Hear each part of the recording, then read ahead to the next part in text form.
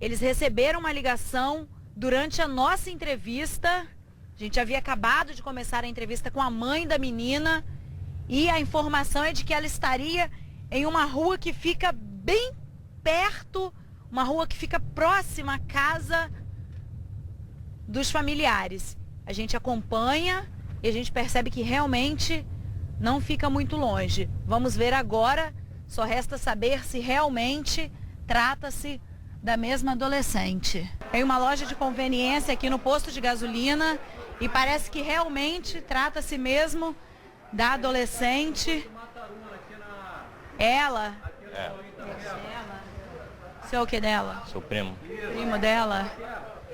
Bom, olha, realmente agora é o encontro da família com a adolescente. Olha, ela foi encontrada poucos metros da casa dela, muito perto mesmo, em uma loja de conveniência de um posto de gasolina.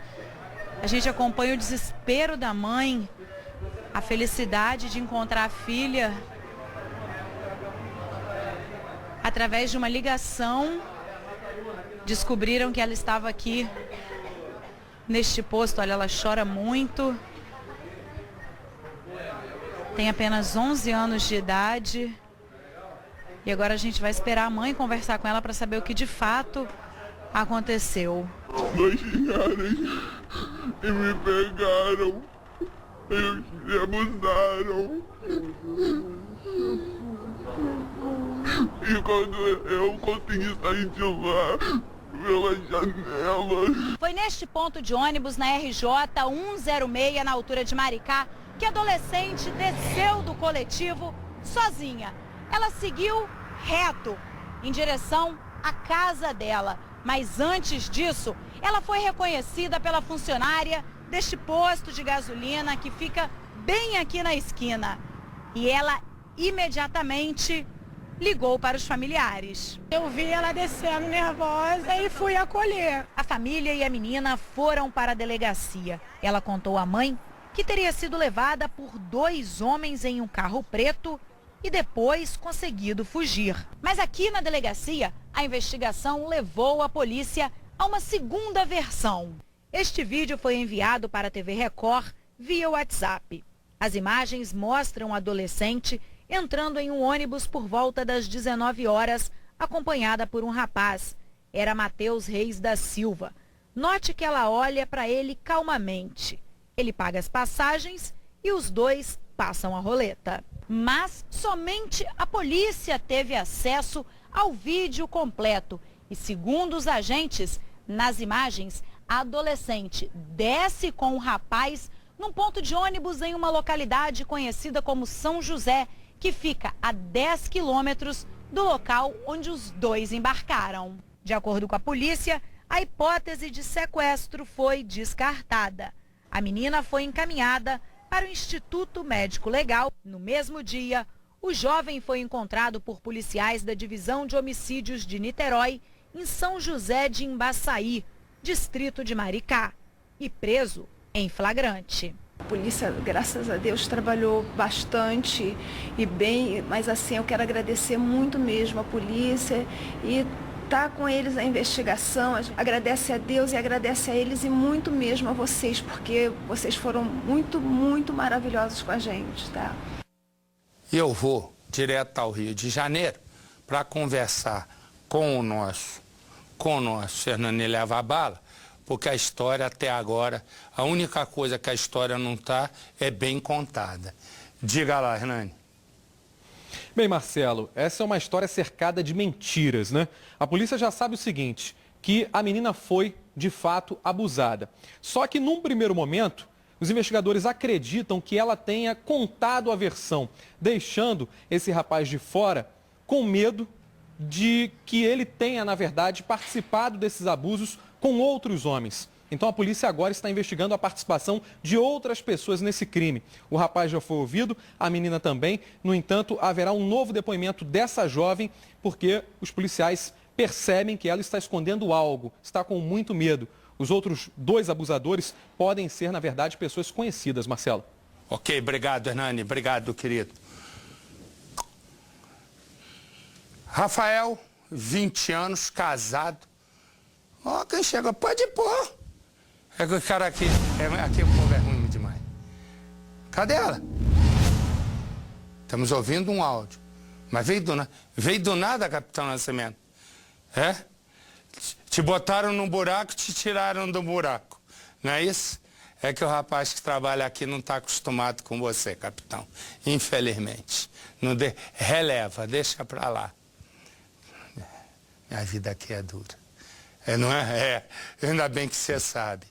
Pois bem, eu falava aqui porque foi a nossa Capitão Nascimento quem fez e não dá pra gente ver. Capitão, vou pedir pra você sair um instantinho e já te chamo. Por favor, obrigado.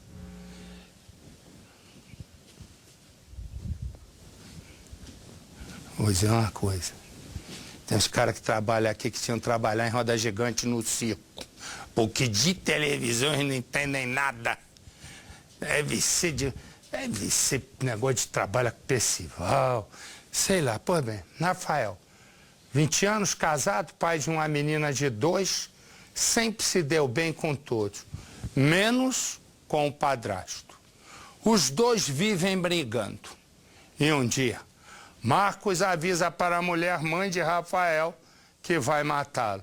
E ela não acredita. Agora me traz a Capitão Nascimento. Agora vai demorar, até que não demorou.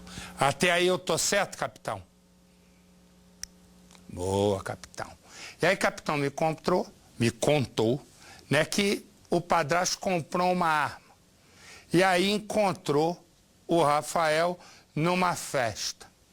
O jovem foi pedir um cigarro para o padrasto. Disse, não, fica com o maço. Foi nessa hora que o Rafael viu que o padrasto tinha uma pistola. É isso até aí? Tinha uma pistola. E aí o que tinha uma pistola, é claro que a nossa Capitão Nascimento vai contar muito melhor do que eu. Conta, capitão. Esta mãe chora e tenta encontrar forças para seguir a vida após a morte do filho. Meu ex-marido falou para mim que um dia eu ia chorar lágrima de sangue. E hoje eu estou chorando mesmo. E hoje eu vivo porque eu tenho 2 filhas para criar. Mas eu não tenho vontade de viver. Rafael Freitas, de 20 anos, filho de Ana Paula, foi morto pelo padrasto Marcos Gomes, com o qual ela viveu por 9 anos. O crime aconteceu na zona leste de São Paulo. Rafael era casado e deixou uma filha de 2 anos. Para entender esta história, que terminou em tragédia, é preciso voltar no tempo.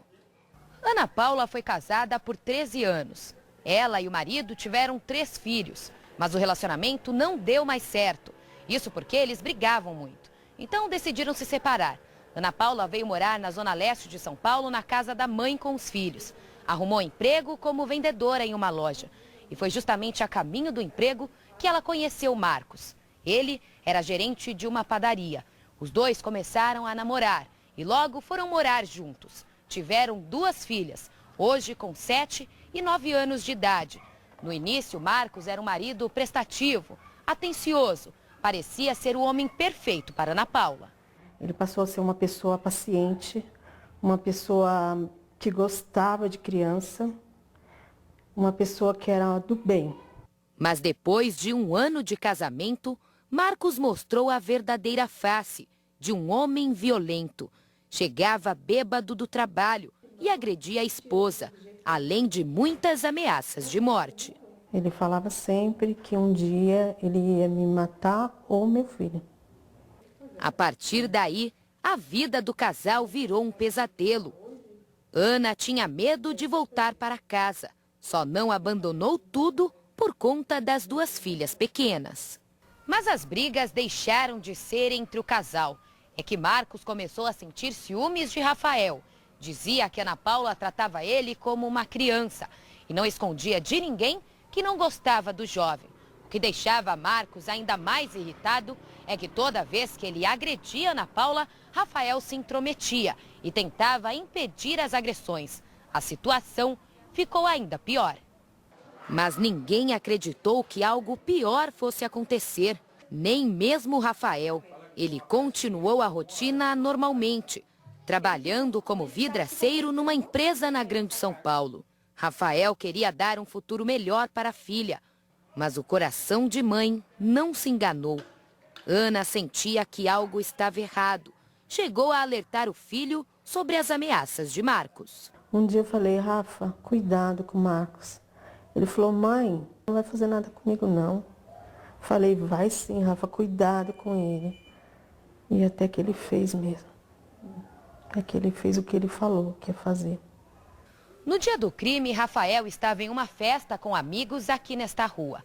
E Marcos havia saído de casa para trabalhar e carregava na cintura um revólver calibre 38. Assim que ele chegou nesta esquina, Rafael pediu a ele um cigarro.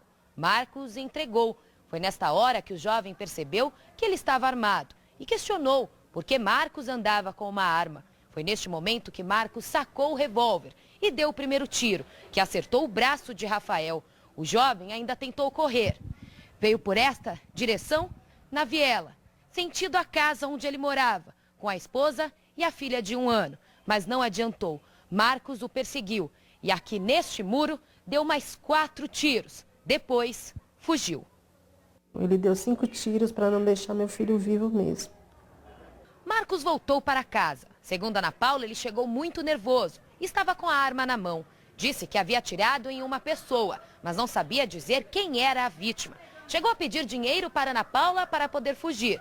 Ela se negou. Ele, ainda muito nervoso, insistiu. Ana Paula só soube que a vítima era Rafael quando a nora dela chegou em casa desesperada.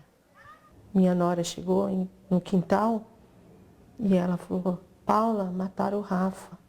Chegou desesperada, gritando. Foi daí que eu desmaiei, não vi mais nada. Daí ele fugiu.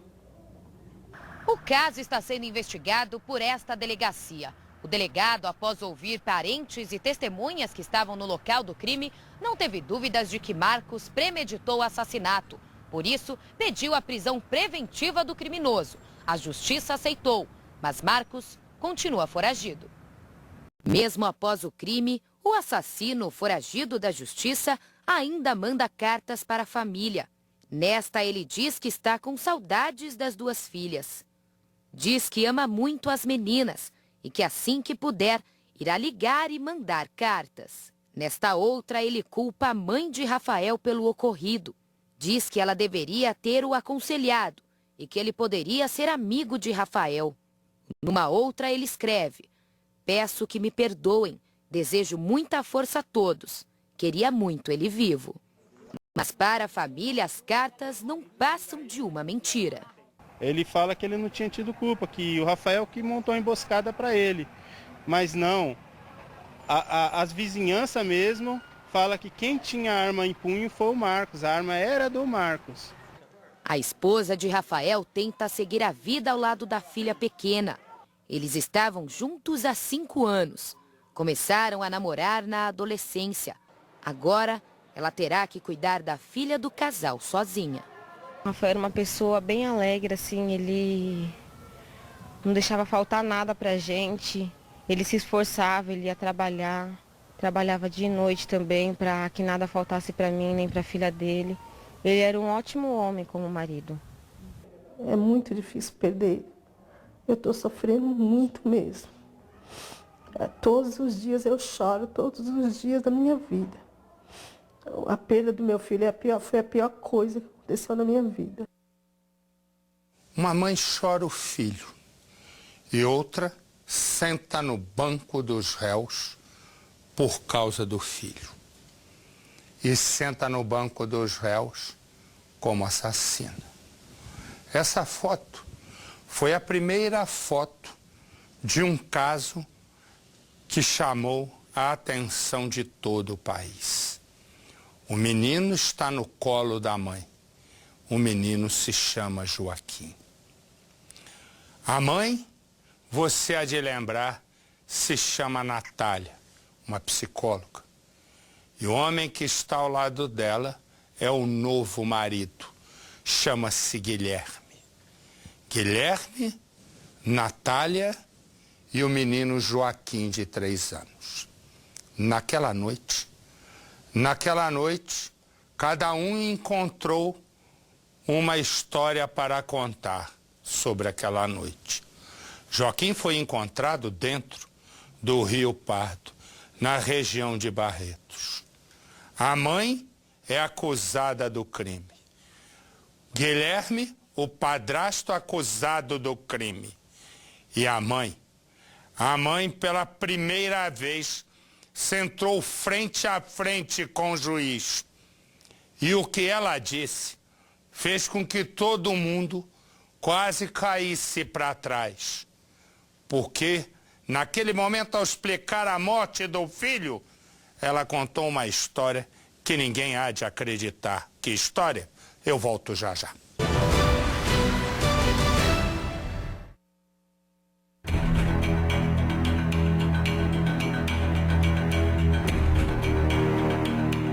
Por que os bancos continuam a obter lucros absurdos, cobrando taxas exageradas e sem limites, e o trabalhador não pode ter seus direitos garantidos? O PDT diz não à terceirização. O PDT tem um lado, o lado do trabalhador. PDT, 35 anos.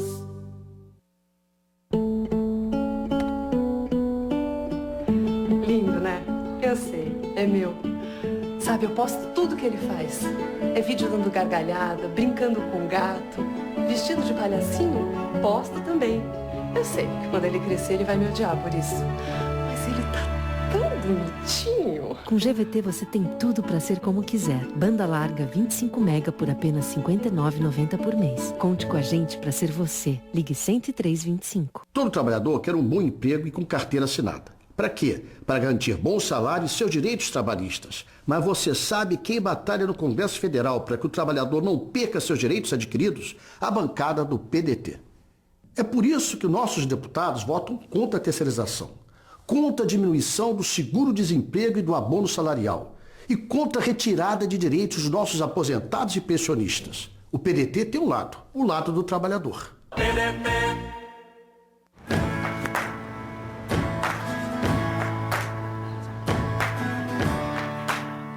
Se você quer ser doador de órgãos, leve essa notícia adiante. Você pode salvar vidas.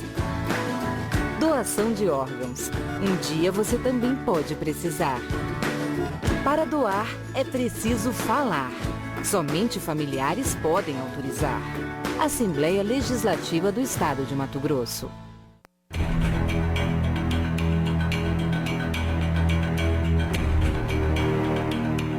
Por que os bancos continuam a obter lucros absurdos, cobrando taxas exageradas e sem limites, e o trabalhador não pode ter seus direitos garantidos? O PDT diz não à terceirização. O PDT tem um lado, o lado do trabalhador. PDT, 35 anos. Antigamente faltava tecnologia para acessar a informação. Muita coisa mudou ao longo de 25 anos. E o Jornal A Gazeta acompanhou cada mudança. Para acompanhar essas mudanças e ficar sempre à frente com a informação, faça uma assinatura de 25 meses do Jornal A Gazeta e ganhe 25% de desconto. É você preparado para o futuro com o melhor conteúdo. A verdade. Jornal A Gazeta. 25 anos. Sempre à frente. O que é melhor para o Brasil? Investir cada vez mais em colocar a criança na escola de tempo integral, se preparando com um bom professor para ser um adulto bem formado e com um bom emprego? Ou investir no aumento da população carcerária, enviando para o xadrez os menores de 18 anos? Um preso custa 4 vezes mais do que uma criança numa escola de tempo integral. Vamos investir em presídio ou em educação? Diga não à maioridade penal. O PDT tem um lado, o lado do trabalhador. PDT. A Gigante de Cuiabá traz para você a liquidação anual Giga. Preços imperdíveis, descontos de até 50%. Escorredor de pratos Garibaldi de R$ 29,99 por R$ 14,99. Caixa organizadora 56 litros com tampa Unijet, apenas R$ 34,99. Lixeira com pedal 14 litros quadrada Unijet de R$ 14,99 por R$ 8,99. Balde 8 litros Pratic Suporte, apenas R$ 1,99. As melhores ofertas você encontra aqui. Liquidação anual Giga, a Gigante de Cuiabá. 13 de julho e Barão de Melgaço Centro. Todo trabalhador quer um bom emprego e com carteira assinada. Para quê? Para garantir bons salários e seus direitos trabalhistas. Mas você sabe quem batalha no Congresso Federal para que o trabalhador não perca seus direitos adquiridos? A bancada do PDT. É por isso que nossos deputados votam contra a terceirização, contra a diminuição do seguro-desemprego e do abono salarial e contra a retirada de direitos dos nossos aposentados e pensionistas. O PDT tem um lado, o lado do trabalhador. Olha, eu vou ensinar algumas coisas muito importantes para você. Precisamos ser pessoas boas e assim fazer um país mais forte. Por isso, não podemos jogar lixo no chão, nem prejudicar o meio ambiente. Não devemos aceitar propina, muito menos corrupção. Temos que ter nossos objetivos conquistados por nós mesmos e não copiar a tarefinha dos amiguinhos. E lembre-se, mentir é muito feio, entendeu? Mude o Brasil, mude você.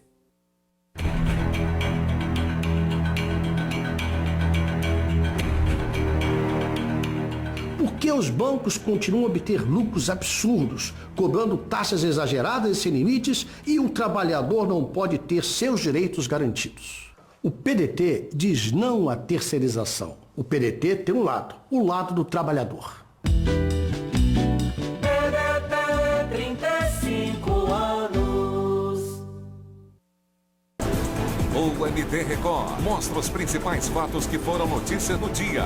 Centenas de crianças não têm como ir para a escola. Investigação. A operação da Polícia Federal revelou um esquema de fraudes. Denúncia. 7 meses que minha mãe tá jogada numa cama do pronto-socorro e ninguém faz nada. Polêmica. Luta, Brasil! MT Record. Informação com credibilidade e imparcialidade. De segunda a sexta, às 18h45, aqui na Record. O que é melhor para o Brasil? Investir cada vez mais em colocar a criança na escola de tempo integral, se preparando com um bom professor para ser um adulto bem formado e com um bom emprego? Ou investir no aumento da população carcerária, enviando para o xadrez os menores de 18 anos?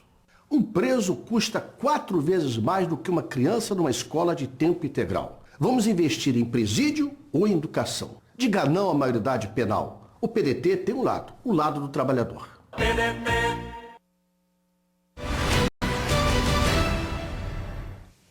Para você que está fora de São Paulo, eu desejo uma excelente noite, fique com Deus e amanhã nos encontramos aqui no nosso Cidade Alerta.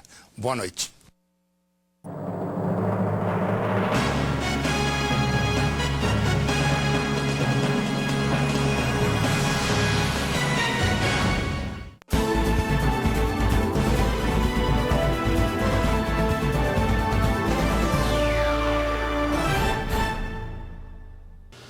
Alô você, onde quer que esteja, boa noite, tudo bem, tudo certinho? Alô você que está trabalhando neste momento, alô você empresário, alô você vendedor, alô você motorista, tá aí na rodovia, tá aqui passando pela Imigrante, está na 163, na 364, tá acompanhando a programação da TV Record. Alô você que está aí na clínica, alô você que está trabalhando, você que está de folga, de férias também, uma ótima noite, bem-vindos, bem-vindas ao nosso MT Record.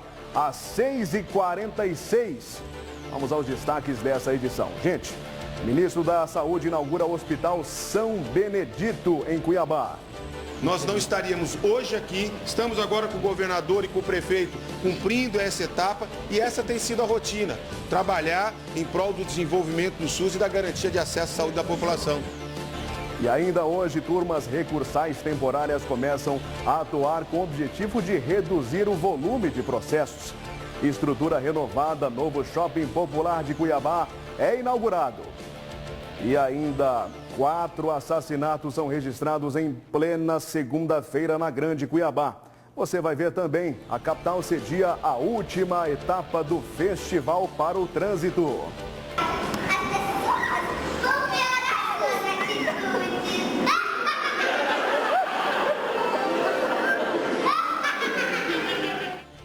Tá aí, tudo isso e muito mais você confere a partir de agora no programa mais assistido de Mato Grosso, o seu MT Record.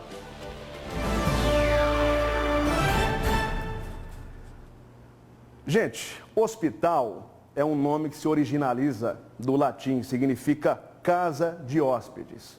E quando você recebe alguém em casa, você quer oferecer o melhor. Você vai lá, prepara um suco, prepara uma vitamina, convida para almoçar, de repente a conversa tá boa, opa, vamos jantar também. E é isso que Cuiabá ganha a partir de hoje, uma nova casa de hóspedes, um hospital equipado, porque o ministro da Saúde, Arthur Quioro, veio hoje a Cuiabá para participar do início das atividades do Hospital Público São Benedito. A nova unidade de saúde havia sido inaugurada há 3 meses. Mais detalhes você acompanha agora na reportagem de Antônio Carlos Silva. Policiais militares garantiram a segurança da solenidade. Servidores da UFMT, do INSS e do IFMT e médicos de Cuiabá foram ao bairro Quilombo protestar contra a falta de condições de trabalho em órgãos públicos. A incorporação da GEDAS principalmente, porque quando você aposenta você não leva, você vai levar só 50%. Então a gente está reivindicando isso aí. Estamos aqui para mostrar que o trabalhador está sendo mais prejudicado nas medidas que este governo tem tomado para conter os danos da crise. Já o ministro Arthur Quioro disse: o corte de 11 bilhões de reais no orçamento da saúde não impediu investimentos da União no Hospital São Benedito. A área econômica do governo tem tido muita sensibilidade com a área da saúde, nos permitiu ampliar o programa Mais Médicos e tem nos permitido ampliar os gastos, os investimentos em saúde, como, por exemplo, os recursos que nós estamos destinando ao Estado do Mato Grosso. Se nós estivéssemos falando em corte, nós não estaríamos hoje aqui. Estamos agora com o governador e com o prefeito cumprindo essa etapa e essa tem sido a rotina. Trabalhar em prol do desenvolvimento do SUS e da garantia de acesso à saúde da população. A nova unidade pública de saúde recebeu do governo federal 9 milhões e 900 mil reais para a compra de equipamentos. Outros 3 milhões de reais mensais serão repassados por Brasília para a manutenção do São Benedito.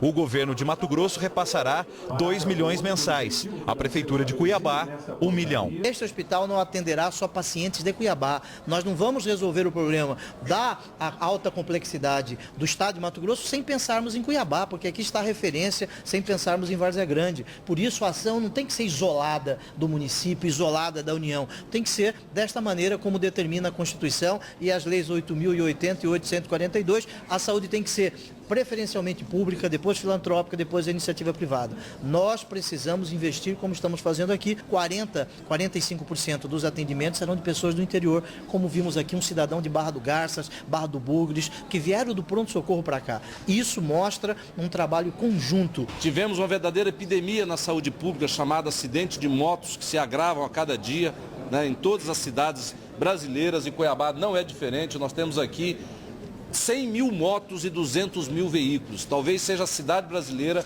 com o maior número de motos per capita.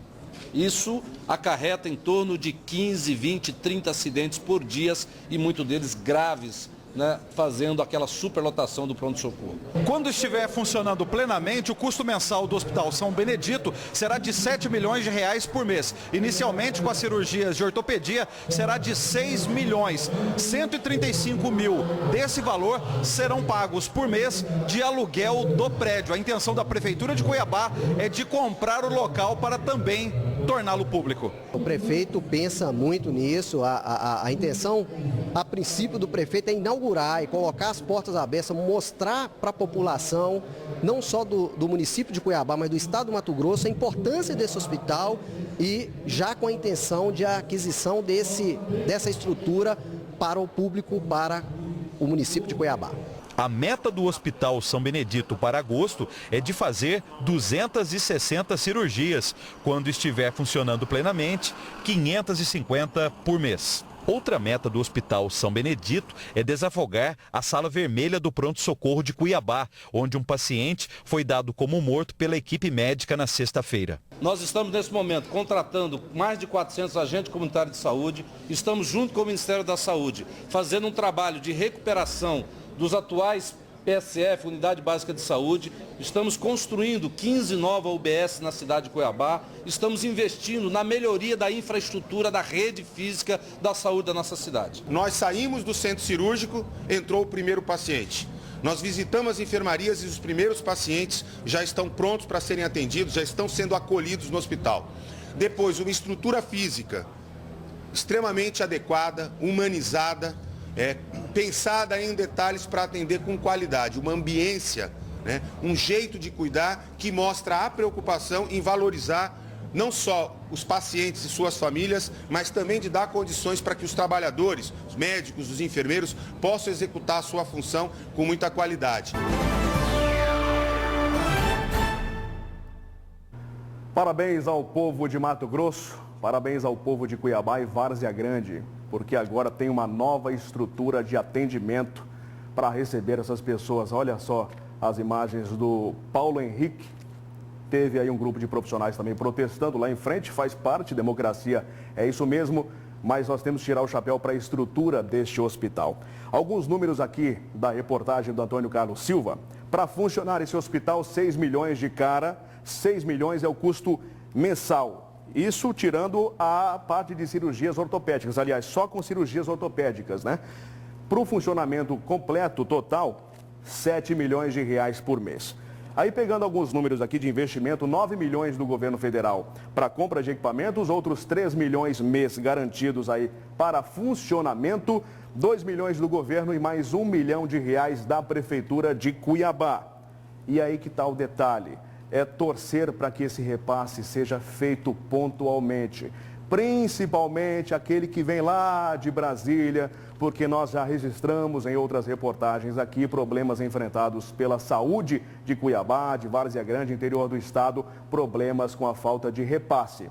No que tange ao governo de Mato Grosso, também isso aconteceu até há pouco tempo.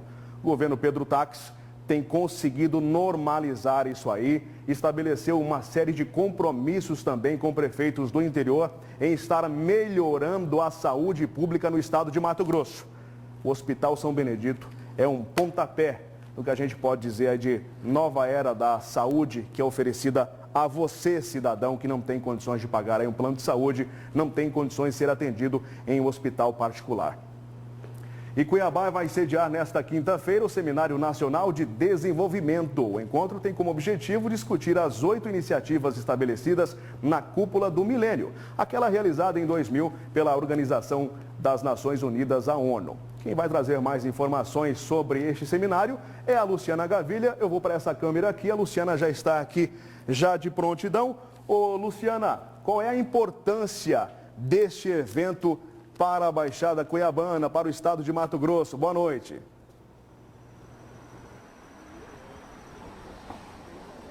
Boa noite, Daniel. Olha, o Seminário Nacional de Desenvolvimento é muito importante não só para Mato Grosso, mas para o planeta Terra como um todo, porque reúne questões relativas a todos os países em relação à saúde, educação, segurança alimentar, sustentabilidade e também agroecologia. Como você mesmo disse, Daniel, são 8 iniciativas. E quem vai falar com a gente a respeito desse seminário que acontece na quinta-feira e vai abordar esses temas relevantes é o seu Abílio Fernandes, que ele é secretário executivo do Núcleo de Objetivos de Desenvolvimento do Milênio. Realmente são temas apropriados e também de interesse para a população mundial. Exatamente, os Objetivos de Desenvolvimento do Milênio estabelecidos pela ONU no ano 2000 e que se encerram neste ano, eles são de interesse de toda a sociedade. O objetivo principal desses objetivos é melhorar a qualidade de vida das pessoas. E a partir agora de setembro, nós estaremos discutindo na ONU os Objetivos de Desenvolvimento Sustentável, que serão 17 objetivos que vamos então estar trabalhando até 2030. Agora, quais são os assuntos relativos a Mato Grosso, por exemplo, que é um estado onde precisa melhorar os indicadores socioeconômicos? O que será apresentado? Quais são os desafios? Nós vamos apresentar um relatório dos indicadores de Mato Grosso em relação aos Objetivos de Desenvolvimento do Milênio, os 8 objetivos, e vamos mostrar em que itens nós precisamos ainda trabalhar para que possamos ser referência, assim como nós somos em outros aspectos, principalmente no agronegócio. A erradicação da pobreza será abordada? Sim, nós vamos apresentar os dados, mas Mato Grosso já ultrapassou, atingiu a meta estabelecida pela ONU e nós agora vamos partir para outros patamares no sentido de de estender essa qualidade de vida para outros segmentos que não apenas aqueles abordados no primeiro momento. Mato Grosso tem dados positivos em relação, por exemplo, à segurança alimentar, já que é visto como o celeiro do mundo? Sim, temos dados positivos. Mato Grosso, nesses últimos 10 anos, conseguiu atingir indicadores que são referências, não só a nível de Brasil, mas também a nível de América do Sul. E nós vamos estar discutindo outros pontos que nós podemos melhorar em relação àquilo que nós já conseguimos. Ok, obrigada pelas informações. Bem, o Seminário Nacional de Desenvolvimento acontece nesta próxima quinta-feira, às 14h30 da tarde, no auditório do